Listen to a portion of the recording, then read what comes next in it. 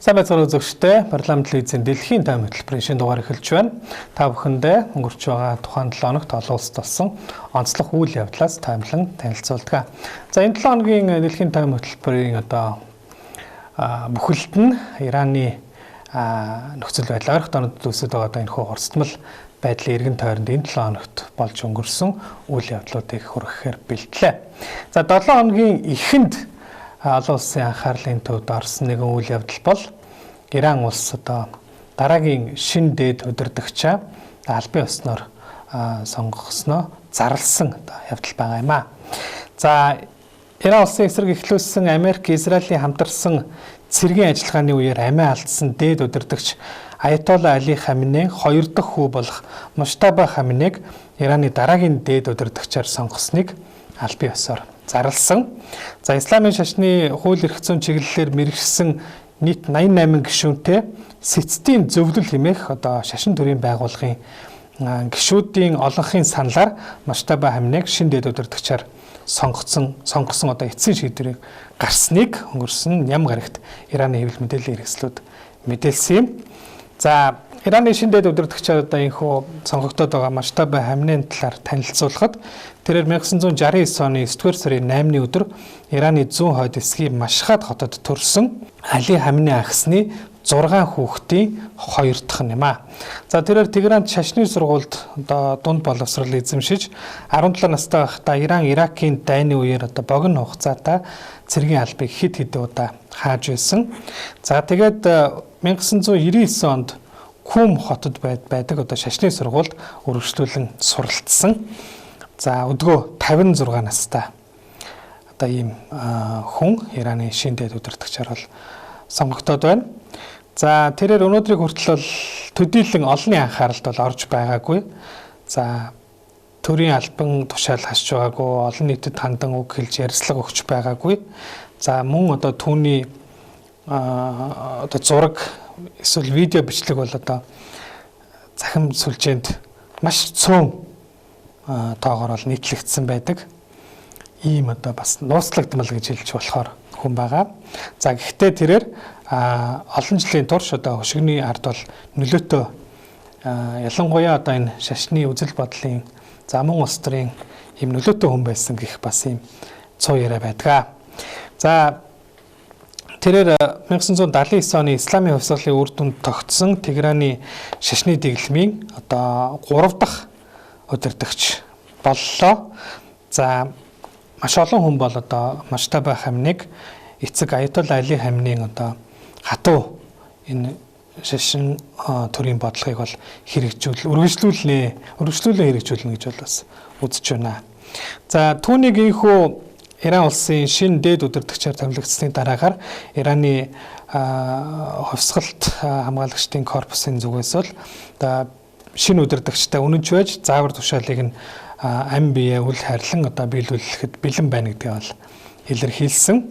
За Израилийн батлан хамгаалахын сайд өнгөрсөн 7 хоногт Аятолла Али Хаминей залгамжлагчаар тодорсон хинч байсан бид устгах болно, бидний бай болно гэж мэдэгдэжсэн байгаа.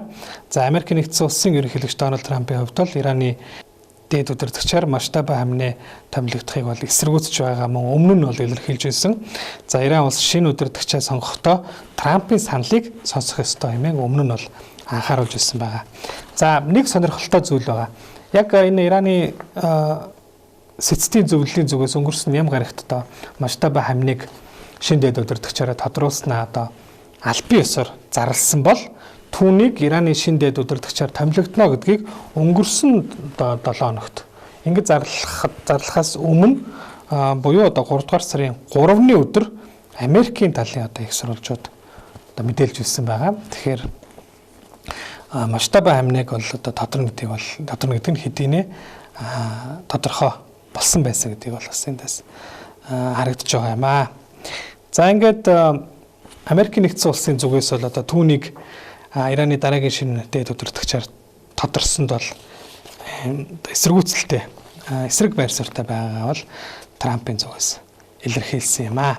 За энэ 7 хоногийн эхэнд ийхүү Ираны шинэ дээд удирдагч тодорсон бол за Америк, Израилийн одоо Ираны эсрэг эхлүүлсэн Epic Fury хэмээх одоо энэ цэргийн ажиллагаа, энэ дайн байлдааны ажиллагаа бол одоо үргэлжилсээр байгаа. За эсрэгээрээ одоо хариу цохилт өгч байгаа Ираны талын одоо дайрал цохилтууд ч гэсэн бүс нутгийн одоо бусад улсуудад бол бас үргэлжилсээр байгаа. Одоо Кувейт, Арабын нэгдсэн Эмират ч гэдэг юм уу одоо бүс нутгийн бусад улсуудад байрладаг Америк нэгдсэн улсын цэргийн баазуудад бол Ираны талаас цохилт өгч байгаа. Харин одоо Америкийн тэнгисийн зэрэг болон одоо Израилийн зэвсэг түвшний зүгээс Иран улсад бол одоо цохилт өгч байгаа. Мөн дээрээс нь Ираныг дэмжиж байгаа Хизболла террорист бүлэгдэл одоо байрладаг Ливан улсад. За Ливан улсын Бейрут хотод бол Израилийн талаас бол томоохон цохилтуудыг өгч бас олон хүний амнаас өргөдөд байгаа юм аа. За энэ дайны үйл ажиллагаа бол одоо үргэлжилсээр байна. Дайн бол үргэлжилсээр байна. Хизээ дуусах нь бас тодорхойгүй юм байдалтай байна. За тэгвэл дайн хизээ дуусах талаар Трампын 7 хоногт мэдээлэл хийсэн. За Ираны эсрэг явуулж байгаа цэргийн ажиллагааны талаар одоо тэрээр хэвлэлийн хурал хийсэн. Энэ үеэрээ тэрээр энэ дайныг бол богино хугацааны ажиллагаа гэж нэрлэн тун удахгүй дуусгах боломжтой гэж бол Трамп мэдгдсэн. За Трамп өнгөрсөн 7 хоногт энэ дайнд 4-5 7 хоног үргэлжлэх тухай одоо ярьж байсан бол энэ удаад анх төлөвсөн хугацаанаас өмнө дуусгах юм төлөвтэй байгаа гэдгийг бол тэрээр мэдгдсэн. За ер нь бол баг энэ дайн дууссан гэж миний хувьд бодож байгаа. За Иранд бол тэнгисийн зэрэг нь байхгүй болсон, холбоо харилцааны систем нь ажиллагаагүй болсон, агаарын цэргийн өвчин ч үгүй болсон. За тийм учраас бол дайн удахгүй дууснаа гэж бодож байна гэж Трамп бол хэлсэн байна. Гэхдээ мөн зорилго нь хараахан бүрэн биелээгүй байгаа гэдгийг хэлж, за энэхүү одоо Ираны эсрэг эхлүүлсэн дайны эцсийн зорилго бол Тегераны дэглэмийг Америк, Израиль болон бүс нутгийн бусад холбоотон улсуудын одоо эсрэг ашиглах зэр зэвсгийн удаан хугацааны чадахгүй болгох хэмээн Трамп одоо тодорхойлж хэлсэн байна. За харин Ираны шинэдэд удирдагчаар Моштаба Хаминег түүний дараагийн бай болох хэсэг тухай асуултад бол Трамп хариулахаас зайлсхийсэн. Тэрээр Моштаба Хаминегийн одоо энэ томилгоонд бол сэтгэл дундуур байгаагаа илэрхийлж түүнийг улс эх орондоо бол өмнөхтэйгөө ижил асуудалд агуулах хүн гэж одоо тодорхойлоод, за Ираныг удирдах дараагийн хүн хэн байх вэ гэдэг дээр бол Трампд бол бас нэг хүннийг томилох юм санаа бол байгаа гэдгээс өөр зүйлийг бол хэлээгүй юм аа. Моштаба Хаминей биш, өөр хүнийг Трамп одоо Ираны удирдагчаар томилох бас юм тэр нэг хүн түүний санаанд байгаа гэдгийг Трамп цухас бол хэлсэн байна. За энэ одоо үүсэт байгаа нөхцөл байдалтай холбоотойгоор Францын ерөнхийлөгч Эммануэль Макрон бол одоо дай эхэлснээс хойш нэлээд хэдэн ийм томоохон мэдээллүүдийг за мөн одоо үйл ажиллагаануудыг бол одоо эхлүүлээд байгаа. За тэгвэл тэрээр энэ 7 хоногт Францын улсын одоо байлдааны хөлөг онгоцуудыг газар дундын тэнгис болон улаан тэнгист одоо аюулгүй байдлын үүднээс байршуулж, за мөн дээрээс нь энэ Иран улс бол одоо Ормузын хоолойг хаана гэдэг байгаа. Тэгвэл энэ Ормузын хоолойг нээхэд чиглэн одоо Францын байлдааны хөлгүүдийг байршуулахаа бол мэдгдсэн. За тэрээр даваа гарагт Киприйн ерөнхийлөгч мөн Грекийн ерөнхий сайд нартай Кипр улсад уулзсныхаа дараа дээрх мэдээллийг хийсэн. За тэгээд мэдээлэлдээ Францын тэнгисийн цэргийн харуулын 2, байлдааны 8, за мөн нисэх онгоц тээвэрлэгч одоо нэг томоохон хөлөг онгоц болон одоо мөн 2 байлдааны нисэх тэргийг дээрх бүсэд байршуулж, за тэгээд дээрэс нь энэ одоо эхлүүлээд байгаа үйл ажиллагаанд Европын бол Европын гаднах улс орнуудтай хамтран одоо бэлдэнэ гэдгээ бол мэдэгдсэн юм аа. За Макроны хэлснээр бол энэхүү ажиллагааны гол зорилго нь Ираны дайн дуустал Францын байлдааны хөлөг онгоцууд ачаа тээврийн усан онгоцуудыг одоо дагалдан явж аюулгүй байдлын буюу одоо энэ хамгаалалтын дэмжлэг үзүүлэхэд бол чиглэгдэж байгаа. За тэгээ энэ төлөвлөгөө нь худалдааны онгоцуудыг дэмжихийн тулд Ормузын хоолойд ч одоо хоолойгч мөн хамарч болно гэдгийг бол одоо битүүхэндээ мэдэгдсэн байгаа. За мөн тэрээр өнгөрсөн 7 хоногийн ням гарагт Ираны ерөнхийлөгч Масуд Пезешкиан Америк нэгдсэн улсын ерөнхийлөгч Дональд Трамп нартай одоо тус нь одоо уцаар холбогдсон ярилцаж өнөөгийн олон улсын болон бүс нутгийн нөхцөл байдлын талаар санал солилцож, за дээрээс нь Ираны ерөнхийлөгчд хандан ойрхон дорнодын орондод цохилт өгөхөө одоо зогсоож Ормузын хоолойг нээж хөлөг онгоцуудыг чөлөөтэй зорчуулахыг бол уриалсан байгаа. За тэрээр үүсэж байгаа өнөөгийн дайны нөхцөл байдлыг бол дипломат арга замаар шийдвэрлэх нь зүйтэй гэдгийг одоо энэ хөө одоо ярианда цохон тэмдэглэсэн байгаа юм аа. За тэгвэл үргэлжлээд одоо энэ нөхцөл байдлаас үүдэн дэлхийн зах зээл дээрх түүхий газрын тосны үн одоо сүүлийн 4 жилийн хугацаанд анх удаага 100 ам долларыг давж за өсөд байгаатай холбогдуулаад их технологийн бүлгийн орнууд бол яралтай оролцсон байгаа. За их сурвалжуудын мэдээлснээр бол одоо их технологийн бүлгийн сангийн сайд нар болон мөн олон улсын эрчим хүчний агентлагийн гүйцэтгэх захирал Фатих Бирол нар Франц улсад бол яралтай хуралдаж за Ираны дайны эдийн засгт үзүүлэх нөлөөний талаар одоо хэлэлцэж ойрох донуудын нөхцөл байдал хурцтаж байгаатай холбоотойгоор газрын тосны үнийн огцом өсөлтийг шийдвэрлэхийн тулд олон улсын эрчим хүчний агентлагийн зохицуулалтын дагуу газрын тосны нөөцөө одоо хамтран гаргах боломжийг бол хэлэлцсэн байгаа юм аа. За тэгээд Америк нэгдсэн улсын зарим албан тушаалнуудын зүгээс бол 1.2 тэрбум баррел газрын тосны нөөцийн ойролцоогоор 25-аас 30% буюу 300-аас 400 сая баррел газрын тосыг хамтран гаргахыг санал болгосон гэж одоо мэдээлэл гарсан. За их технологийн бүлгийн сангийн сайд нар дэлхийн эрчим хүчний хангамжийг дэмжих, за түүний дотор стратегийн газрын тосны нөөцийг гаргахад шаардлагатай аливаа алхмыг хийхэд бол бэлэн байгаа гэдгийг мэдэгдсэн. За тэгээд энэ хурал бол одоо энэ 7 хоногт үргэлжлэн явагдаж байгаад за тэгээ хурлын шийдвэр бол үндсэндээ гарсан байгаа. Энэ талаар одоо олон улсын эрчим хүчний агентлагийн тэргүүн Фатих Бирол гүйцэтгэх захирал Фатих Бирол одоо мэдэгдсэн байгаа. За тэрээр газрын тосны зах зээлд одоо урд өмнө байгаагүй одоо ийм томоохон цар хүрээний асуудлууд бол тулгараад байна. За тийм учраас одоо Ормузын хоолоогоор дамжин өнгөрөх нефтийн бүтээгдэхүүний урсгал мөргөлдөө эхлэхээс өмнөх түвшнээс бол 10%-аар буураад байгаа. За тийм учраас одоо олон улсын эрчим хүчний агентлагийн гишүүн орнууд ойрох донуудын нөхцөл байдал хурцж байгаагаас үүдэлтэй эрчим хүчний их өсвөрийн үнийн огцом өсөлтийг тогтоон барих зорилгоор стратегийн нөөцөөсөө урд өмнө түүхэндээ гаргаж байгаагүй их хэмжээний газрын тосыг гаргахаар тохиролцсон гэдгийг бол одоо мэдэгдсэн байгаа. За тодруулах юм бол тус агентлагийн гишүүн 32 улс нөөцөөсөө нийтдээ 400 сая баррел түүхий тосыг олон улсын зах зээлд одоо гаргахаар санал нэгтэйгээр тохироод байгаа гэдгийг бол танилцуулсан. За ингээд одоо Ираны дайнаас үүдэлтэйгээр үн одоо тэнгэрт хадаад байгаа газрын тосны одоо энэ үнийн өсөлтийг бууруулах үүднээс олон улсын эрчим хүчний агентлагийн гишүүн орнуудын хүү нөөцөөсөө 400 сая баррел газрын тосыг бол одоо гаргах шийдвэрийг энэ 7 хоногт ийхүү санал нэгтэйгээр гаргасан юм аа. За 7 хоногийн дундуур Ираны гадаад хэргийн сайд Аббас Аракчи Америкийн телевизэд өгсөн ярилцлагада нэг мэдээлэл бол хийсэн байгаа. Тэрээр Ираны шин дээд удирдагч Америк нэгдсэн улстай хэлэлцээ хийх талаар одоо бодлого байгаа гэдгийг бол хэлсэн байна. Тэрээр Иранда ойрох донуудад газрын тосны үйлдвэрлэл, тээвэрлэлт удааширч, зогсон байдалд орж бүс нутаг даяар одоо аюулгүй байдлыг алдагдуулж байгаа нь Америк болон Израилийн хариуцлага юм аа гэдгийг бол онцолж, за Иран улс бол үүнд ямар ч үүрэг хариуцлага хүлээхгүй. За энэ бол Иранд тулгасан дайн. Учираас Ираны хийж байгаа хариу үйлдэлүүд бол зүгээр л одоо хууль ёсны бөгөөд үндэслэлтэд өөрийгөө хамгаалах ийм үйлдэл юм аа гэдгийг бол мэдэгцэн. За мөн тэрээр Ираны эдийн засгийг дороотуулах зорилготой Америк нэгдсэн улсын хувилдааныг эсэргүүцэхэд Ираны тал бэлэн байгаа.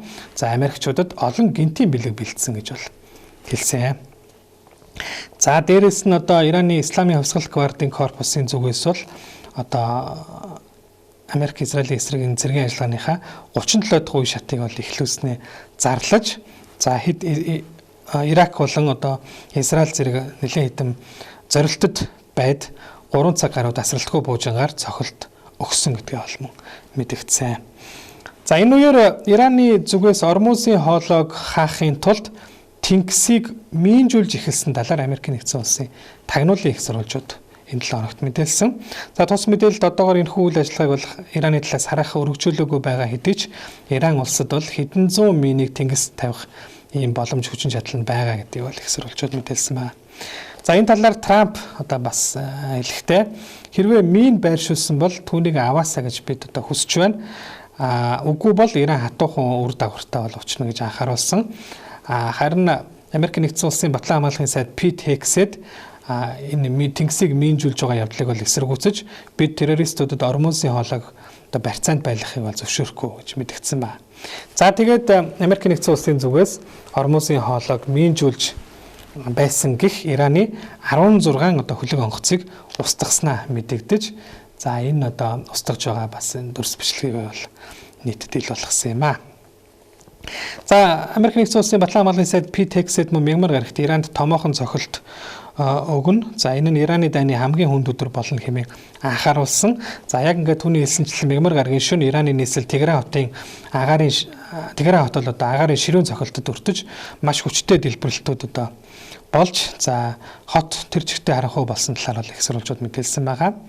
За тэгээд энэ дай эхэлснээс хойш Иранд нийтдээ бол одоо 1300 орчим хүн амь өргөдөд байгаа гэдгийг бол улаан хавирган сар байгууллагаас мэдээлээд байгаа. За гэхдээ энэ тоонууд бол одоо бас нэгтлэхэд бол хэцүү. За тэгээд дээрээс нь өдөр бүр өсөж байгаа ийм тоо.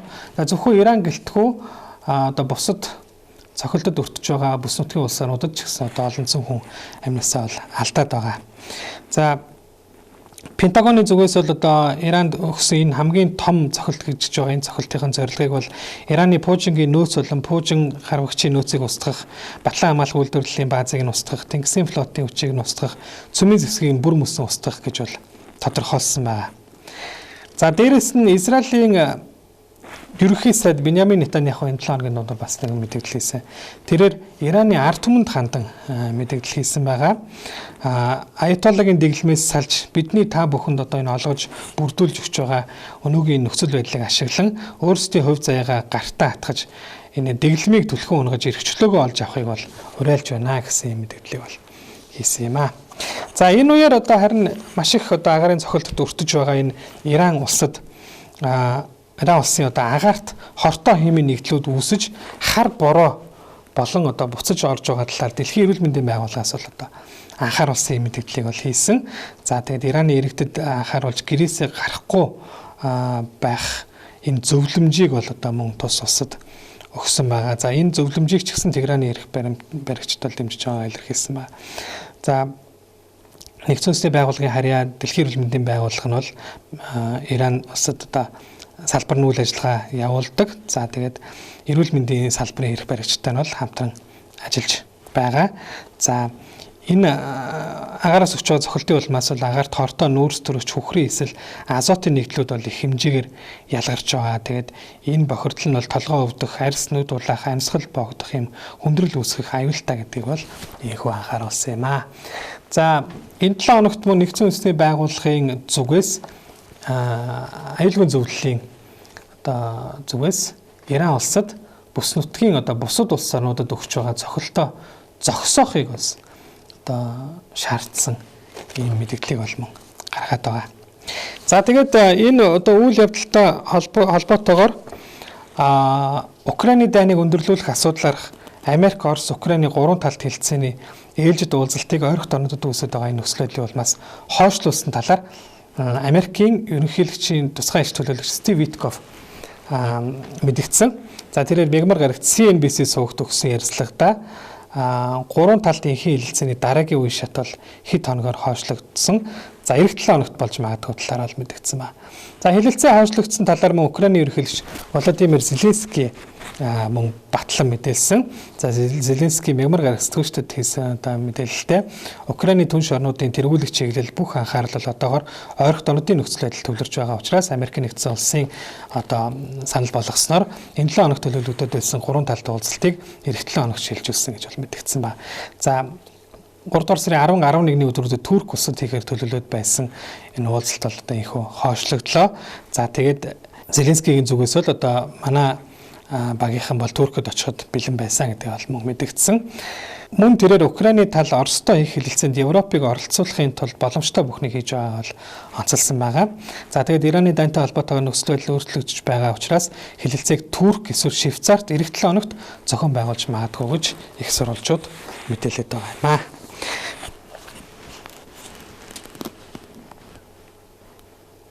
За ингээд үзэгч та бүхэндээ ойрхон орнуудад үүсэж байгаа хурцтмал нөхцөл байдлын эргэн тойронд энэ 7 хоногт болсон үйл явдлуудаас таймлаг өргөлийн анхаарлаа хандуулсан баярлалаа.